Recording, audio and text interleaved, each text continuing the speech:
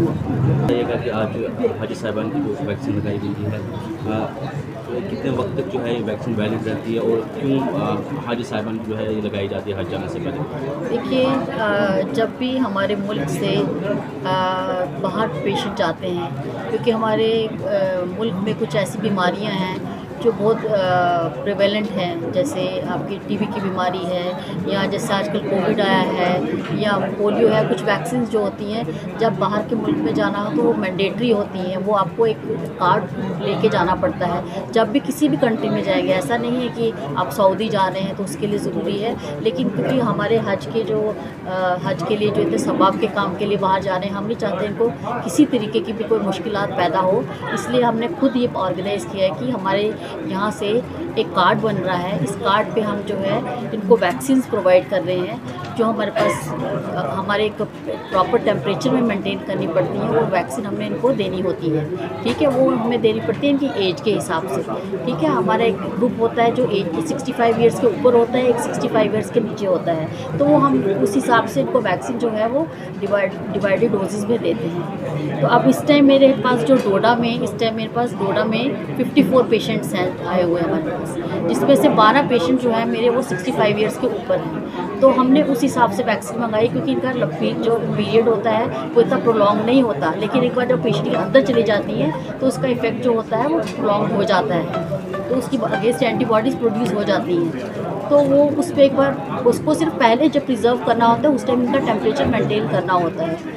तो इस टाइम ये है कि हम तो सिर्फ डोडा के पेशेंट्स को कवर कर रहे हैं। वैसे टोटल हमारी जो चिनाब वैली में इसमें ऑलमोस्ट 166 पेशेंट्स हैं, जिसमें से कुछ भद्रवाह के 51 पेशेंट्स हैं, काठरी के 23 पेशेंट्स हैं, गंदोह के 38 पेशेंट्स हैं। और पूरी जो टोटल हमारा जो है चिनाब वैली ये 166 पेशेंट्स को कवर कर रहा है। फ़िलहाल हम सिर्फ डोडा को कवर कर रहे हैं, जिसमें 54 पेशेंट्स हैं। ऑलमोस्ट 50-60% पेशेंट को 70% पेशेंट्स को हमने इम्यूनाइज़ कर दिया है, उनको वैक्सीन मिल चुकी है। और हमने उनको 15-20-25 मिनट बिठाया है, क्योंकि वैक्सीन के अपने कुछ इफ़ेक्ट्स भी होते हैं, कुछ साइड इफ़ेक्ट होते हैं। कईयों को इमीडिएटली रिएक्शन हो जाता है, जिसको हम एनाफाइलेक्सिस बोलते हैं, या कुछ पेशेंट जो होते हैं उनको 24 घंटे बाद फीवर आ जाता है। वो हम चीज़ें उनको एक्सप्लेन करके भेजते हैं। ये कार्ड उनके लिए कैरी करना बहुत ज़रूरी है, कि हज करने जा रहे हैं, एक सवाब का काम करने जा रहे हैं। हम नहीं चाहते कि बाहर के मुल्क में जाके उनको कुछ परेशानी हो जाए। सऊदी में जाना है, अपने मुल्क से निकल के उनको एक कार्ड प्रोवाइड करेंगे हम, जिस पर पूरा लिखा होगा कि इनको वैक्सीन किस दिन मिली, कौन कौन सी वैक्सीन इनको प्रोवाइड की गई। और इसमें हम ये भी मेंशन करते हैं कि इनको जो कोविड की बूस्टर वैक्सीन है वो कब मिली है। वो एक कार्ड है हमारे पास, वो कार्ड शायद आपने देखा होगा वो कार्ड। तो वो हमारे लिए मैंडेटरी है कि ये सब चीज़ें हम इनको प्रोवाइड करें, कि हमारे जो हज करने वाले इतना दूर जाना है, इन्होंने अपने मुल्क से इतनी दूर जाना है, इतना सफ़र करना है, ताकि कोई परेशानी ना आए। कल को वहाँ पहुँच के कुछ को परेशानी हो, किसी का कार्ड पे कुछ कम लिख दिया। हम ये श्योर कर रहे हैं कि पूरा कार्ड जो है कम्प्लीट हो, और उस पर पूरा जो वैक्सीन इनको मिली है, इनको डेट विद बाकायदा डेट, एज, नेम, जिसमें इनका एड्रेस, इनका फ़ोन नंबर सब कुछ मेंशन होगा।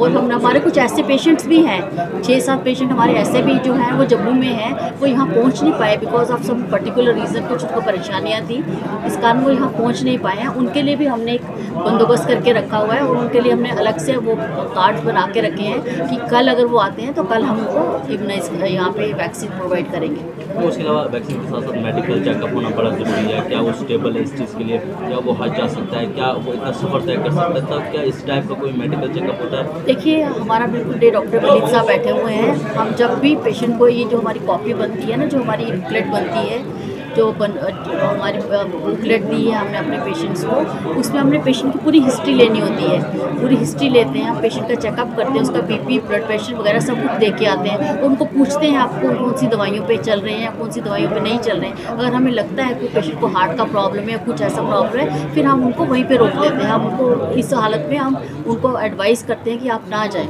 लेकिन अगर वो चाहते हैं कि हम जाना ही चाहते, क्या होता है कि ये ऐसी चीज़ है कि हर एक मुसलमान का एक दिली तमन्ना होती है कि वो एक बार ज़रूर हज जाए, क्योंकि हज जाना हो गया कि एक आपने मतलब खुदा से जाके एक मुलाकात तो हो नहीं सकती, लेकिन एक बहाना बनता है कि चलो मुलाकात करके आए। और इस उम्र में, जिस उम्र में अब बंदा रिटायर होता है तो ऐसी टाइम होता है कि तब बीमारियां भी लग जाती हैं, लेकिन ये होता है कि अब ये चीज़ें ऐसी हैं जिसके लिए हम रोक नहीं सकते, लेकिन हाँ हम उनको पूरी हिदायत देते हैं कि अपनी दवाइयाँ लेते रहें जो जो वो दवाइयाँ खा रहे हैं।